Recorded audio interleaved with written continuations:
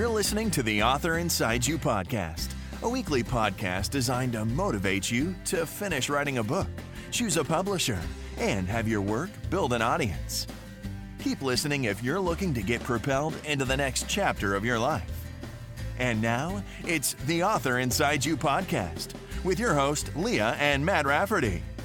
Hello, and welcome to the Author Inside You podcast. I'm Matt Rafferty. And I'm Leah Rafferty. Joining us today is Sherri Schwartz, author of Are You Love?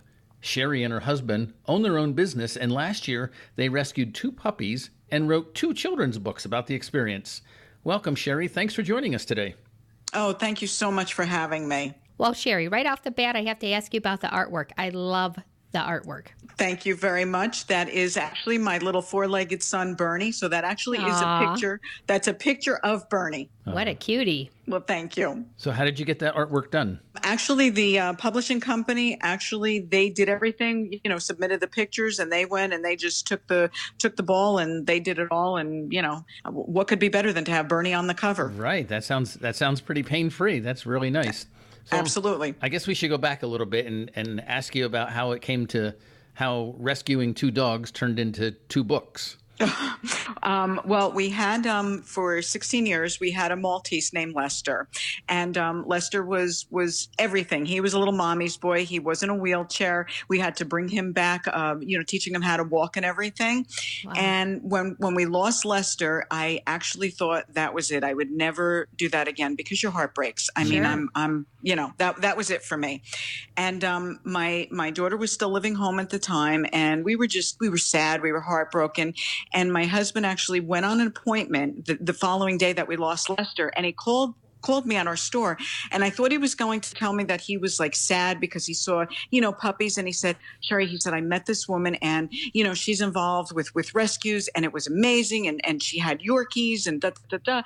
And I said, and he goes, you know what? I think we need to get one for our daughter, but we didn't want to tell her because in case it doesn't work out, well, speed it up a little bit. We wound up getting the pictures, and we would be getting Mo. Our daughter was thrilled. Everything was going fine. And then the news came, Mom, I'm buying my own home. Well, I'm thrilled. I'm thrilled. But she's an only. And then she said the next word that really broke my heart, and I'm taking Mo with me. Do I need to say any more? My husband then said, he looked at me and he said, I think you need something in your life. But I didn't know what that something was when he first said it.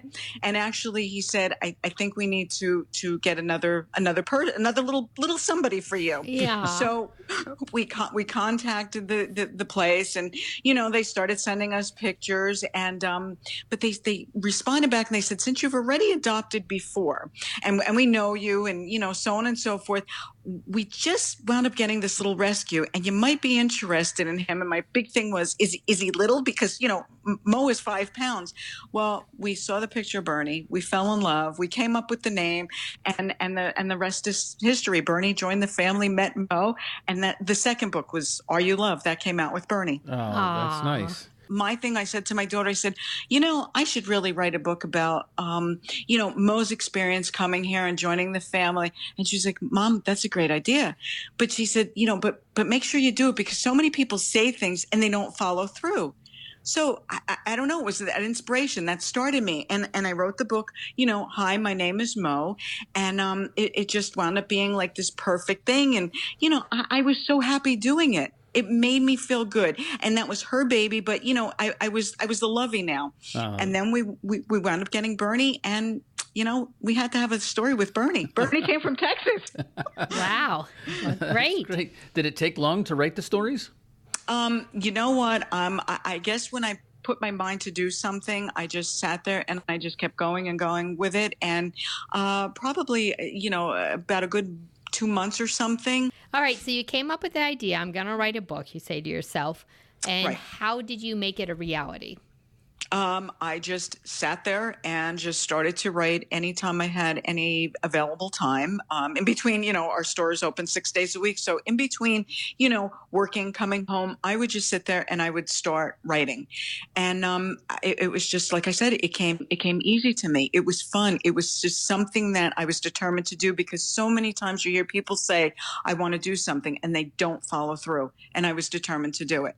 Mm-hmm. Well, hence our podcast. I wrote a book, and 15 years now it's been sitting in our computer, and Matt started this podcast to encourage me. So congratulations for actually doing what you said you were going to do. What did you do? So you wrote it, but then how did you know where to take the book to get it published?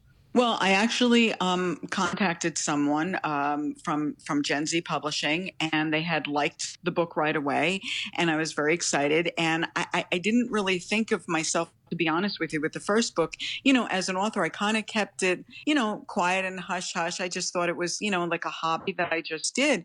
And then I guess it was, I was in Princeton, New Jersey at a book signing, and I kept having the attitude like, this isn't, my career, my job, I'm not really an author. I just did this for fun.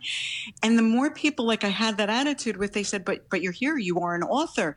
And I thought, I really am an author. This was the second book. I really am.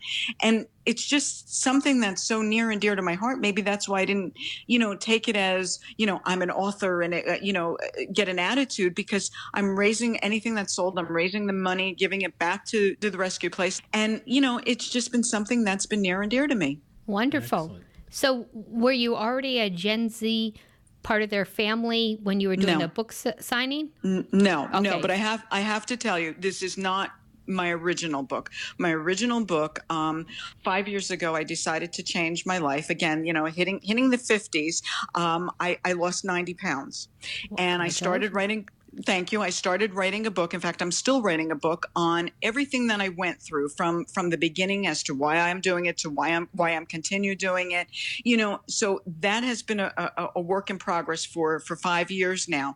And it actually keeps me motivated, because I'm not going to stop. I work out every single day, write everything down, worry about what I eat, don't go out to eat often.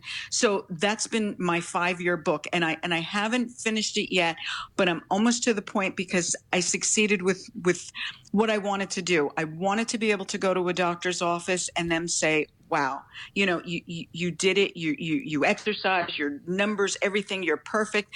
And you're going to be a very happy lady 20, 30 years from now, because, what you did for yourself is amazing. So that's that book. So I understand when you don't finish a book. Right.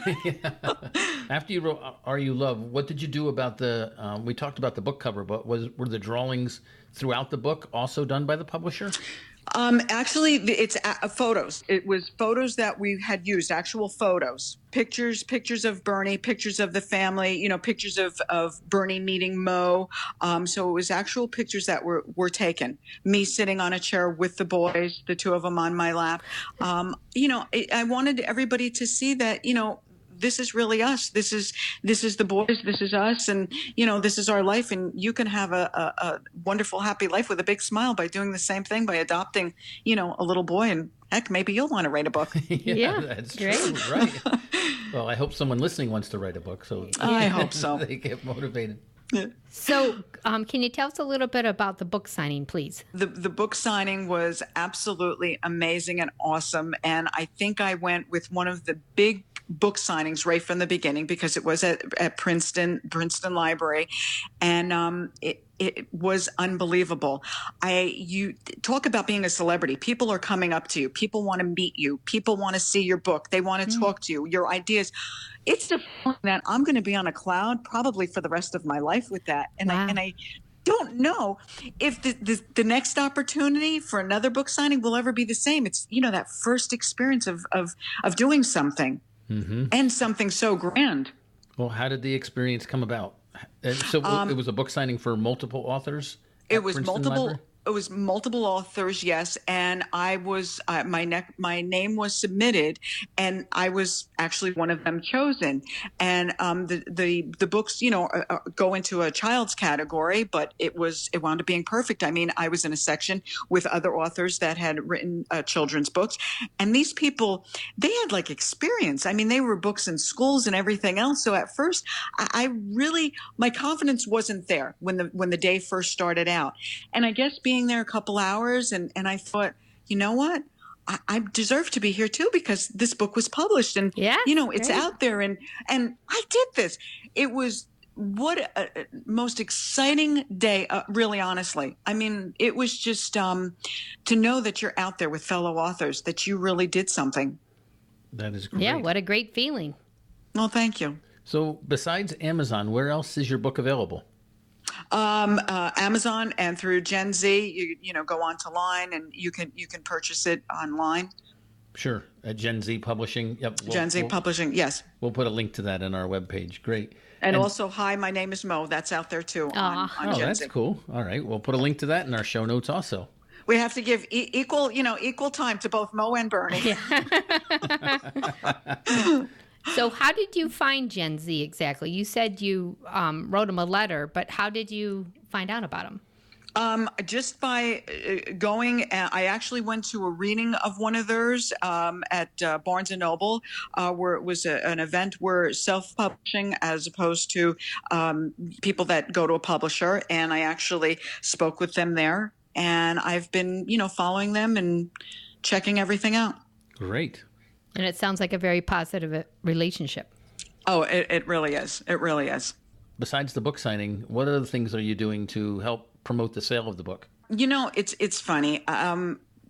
Being a business owner, I put it out on Facebook saying, I wrote a book, but I really didn't go out there searching for things because of being a business owner.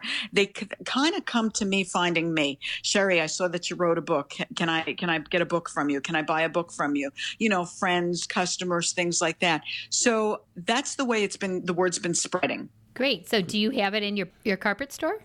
I do. Oh, I do. Well, that's wonderful. Yeah. Not only do I have it in the store, my husband actually carries a copy in his briefcase because he's very proud of his wife. So he pulls it out, when he's going, my wife happened to write a book, Yeah. We've been in business 30 years. So our customers, actually, we get to know them and they get to know us. Sure. They've seen us 30 years. They watched us, we're very involved in the community. So it was a big news thing when Sherri wrote a book. That's great. Yeah. Thank you. Great. This episode of The Author Inside You is brought to you by Scribble File. It's a fantastic resource that if you're writing a book, you'll need to join. So one of the cool things about Scribble File is the blog section. I just happened to read a blog the other day by Angela Ackerman. She's a co-author of 6 best-selling books, and she wrote an article called 10 Powerful Resources to Add to Your Writing Toolbox. So Angela shares on her blog some resources to help making writing easier. For example, Writer's Knowledge Base. It's a search engine just for writers. Or what about a resource that breaks down the story structure of hundreds of movies and books?